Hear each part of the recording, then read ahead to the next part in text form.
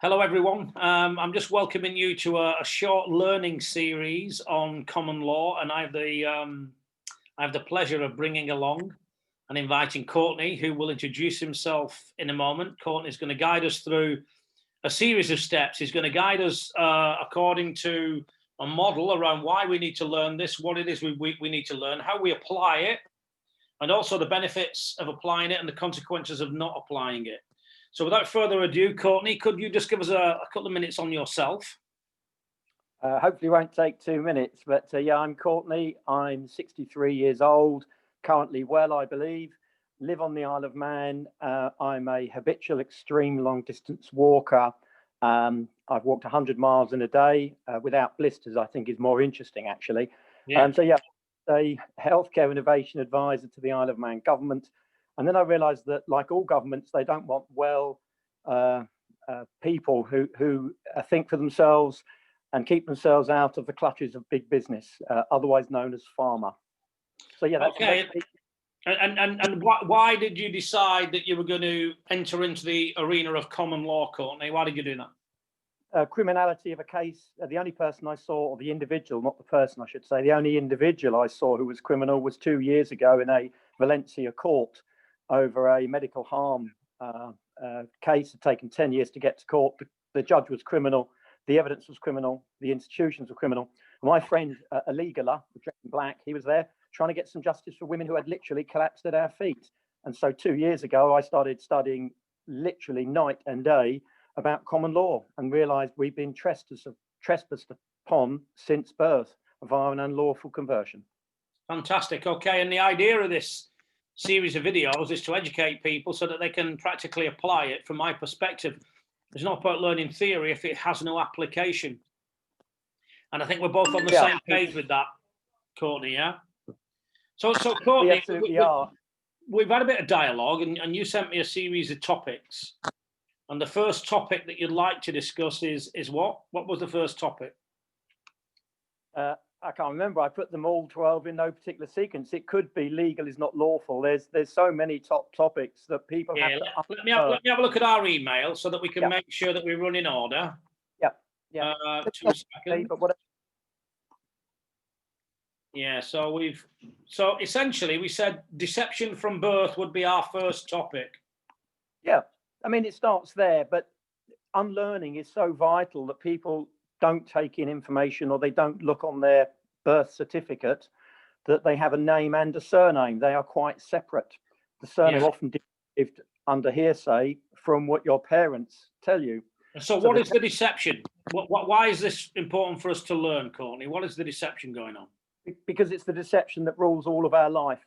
And the deception is turning into into a non-living man or woman. Right, okay. And it does that through the all capitals name, the legal person. And if you were to get a book like this, 85 quid, it's the Black's Law Dictionary, you'll find 4 pages in there on what is a person.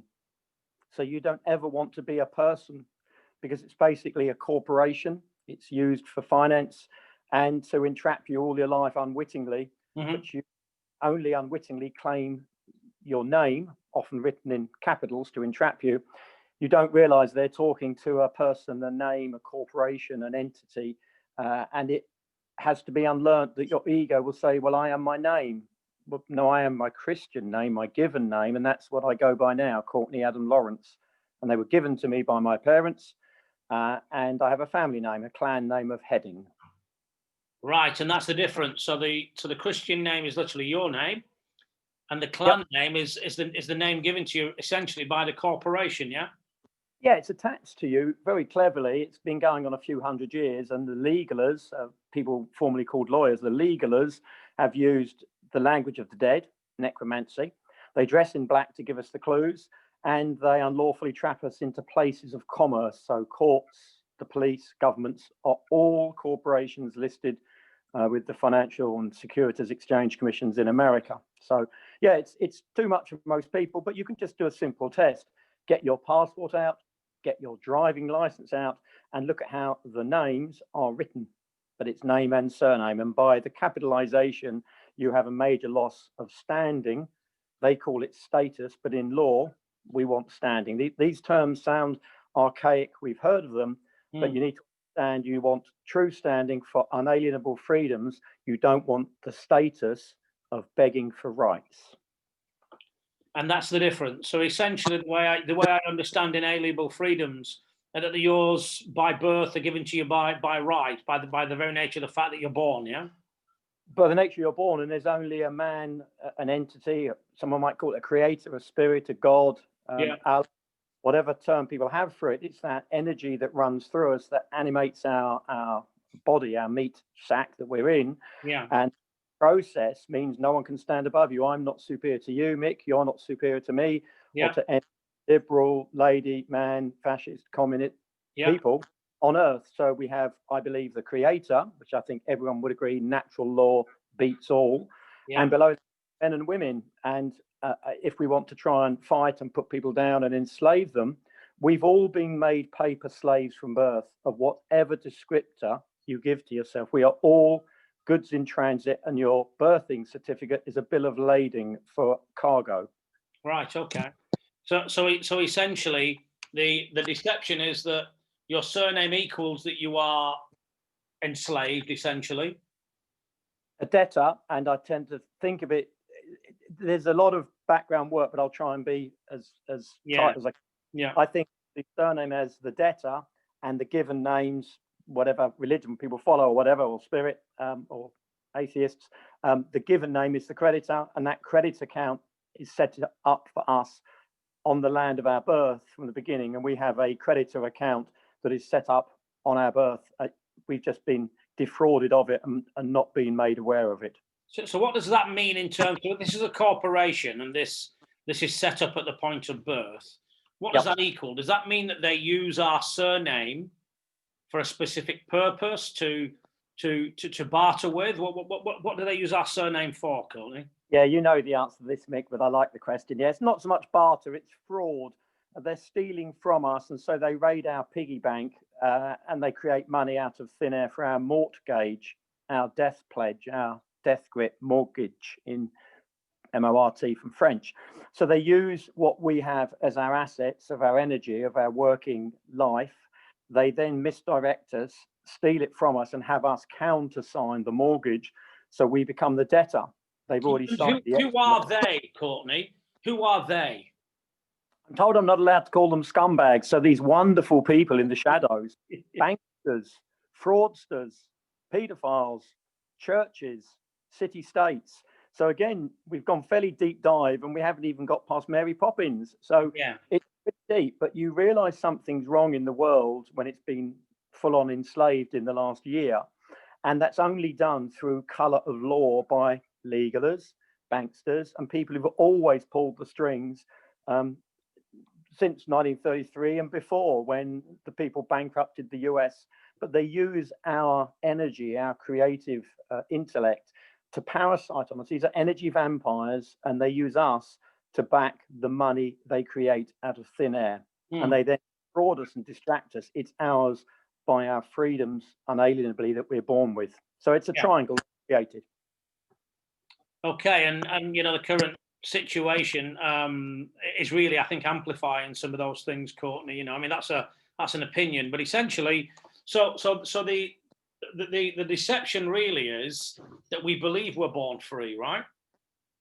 Yeah, if you tell people enough in an asylum or in a prison, they'll forget that they're currently under house arrest, can't leave the house freely, must wear a mask, the ultimate symbol of slavery, and that in no way can they understand that the Coronavirus Act UK only applies to the person, doesn't apply to living men and women, because simple Latin 3 words, consensus facit legem. Consent makes the law. And what we've been misdirected with is arguing about acts, statutes and codes by those unlawful, immoral people in the so-called Houses of Parliament, PARLAY-MENT. They go there to speak. Or in fact, if you look at the word mentire, to lie. So we start to look at Spanish, we look at Latin, look at the derivation of language, and that's how they trap us. We're not educated, we're schooled nowadays. Yeah, of course. And of course, you know, as I talk to more teachers, you start to realize that people are just trained for the test, uh, as opposed to, you know, other systems. But that's a different topic. Yeah, yeah. So, It's so, part. so the thing is, what is the document, Courtney? If I was wanting to learn about common law Yep. and I wanted to follow the 12 or more little episodes that we produce, where would Yep. I go to start to consolidate some of my understanding and learning around this? It's been my eternal challenge to communicate reasonably for the last 20 years since I started looking at some of this stuff, and then it accelerated as I realized I was just a fool following the Rockefeller medical model. So there's no one path. There are lots and lots of videos out there for people to look. I'll mention some names. Some have part of the solution, but I think it's like a Venn diagram. You overlap and take bits. So I would, when you get into it, look at that, the Chicago Manual of Stars. I've also got the Oxford Manual of Stars. You look at the 4th, 7th, and 11th law dictionaries, because I have them, and you'd see the difference in them and the way they change, whether it be canons.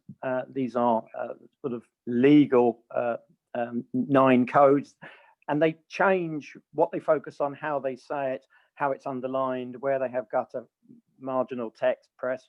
There are thousands of hours you could do, but what I like to do is to stay upstream, because I got 2 downstream. Yeah. And I would say no consent, no law, no victim, no crime.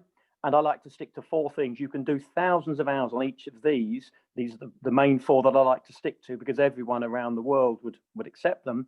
And common law is for all people everywhere. We don't need compelled speech. We don't need identity politics. It's simply cause no harm, cause no loss, keep the peace, act in honour. And then you go right straight to the heart of the police constable oath, not the police officer. They're a corporation, so you need to know who you're talking to, who. So and the police now are a corporation that basically, you know, these are my words, that the police are a corporation that essentially serve the corporation above the individual if they enter into that type of contract, yes? Yeah, they do it by trickery. So it's not until you get into that you look at their oath of office, which is really goes back best part of a couple of 100 years, back to the Peelers. And it's really to keep the peace and to protect property. So we can all get lost downstream in vehicle, car, conveyance, traveller, all those sort of areas, until you just say it's property. And so where you can keep it simple, you then can stand down a police constable, which I did last month, provided you know that you deal with him as the officer. You ask, is he standing under his oath as a police constable? And when it says he is, you can literally say, Constable, I do not recall summonsing you. You are therefore dismissed and free to go. A friend told me that, and I used it because a deemster in a court, it's a funny Isle of Man term for a legaler, he said he didn't like me filming him. That's hardly justice, is it? He had his court rules, but, you know, like Starbucks has court rules. He called for group 4, one of whom assaulted me, but the other one gave me safe passage, so we've let him off. And so then the policeman turned up, the policy man in black, and they've moved from blue to black, I think about 79 to about 82. So the uniform changed, the language changed, and their abilities to make money has changed. So he turned up. I asked him because he made a claim on me based on hearsay. I told him that was very dangerous. He withdrew it. I then addressed him as the police officer, then reminded him, was he under oath as a police constable, stood him down. I told him I was leaving, and I left. So they didn't get the camera.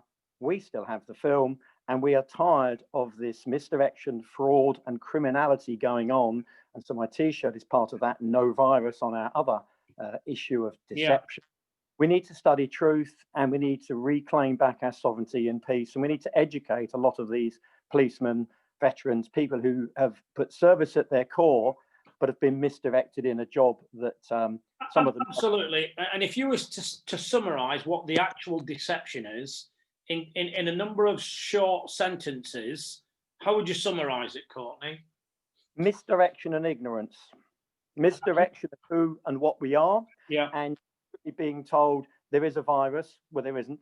There is no test, not proper test that's independent and isolating of a virus. And there is no contagion if people would only read Thomas Cowan and study the Spanish. And that's connected to the virus. I'm interested in in terms of the lie that we're born with. What Yep. would you say is that lie?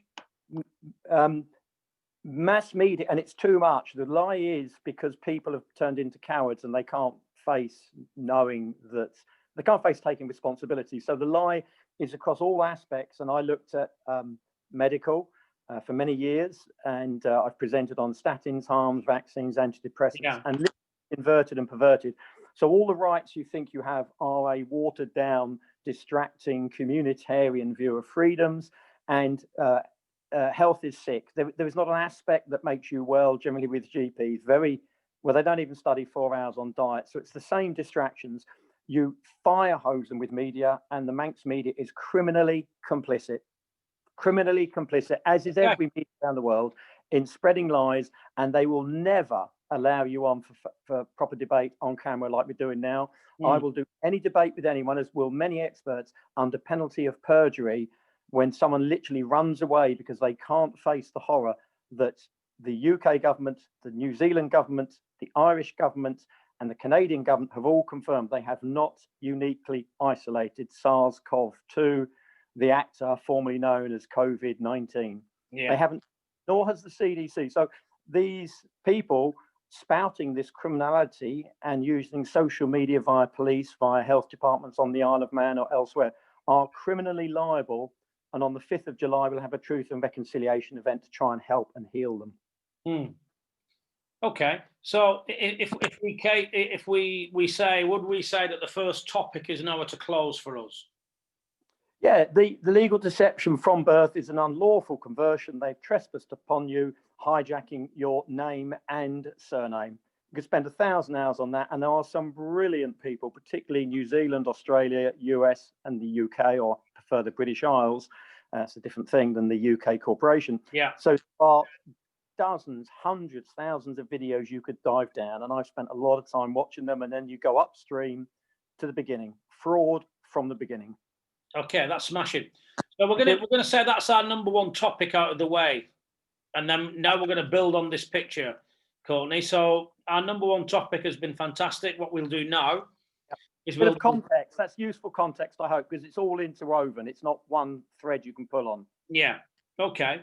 So that's the end of our first topic. Thank you for that. We're going to recommence on our topic number 2, which, if I take a look at that, we'll close this one down so that we can keep them all nice and separate. And then we'll reintroduce it with our topic number 2, which is going to be lawful grants, freedoms, legal pleas for our rights. Yep. So you can look forward to that next. Okay, good. Courtney? Yep. See you shortly. Great, do that. Shall I wait here? I'll just come back in again.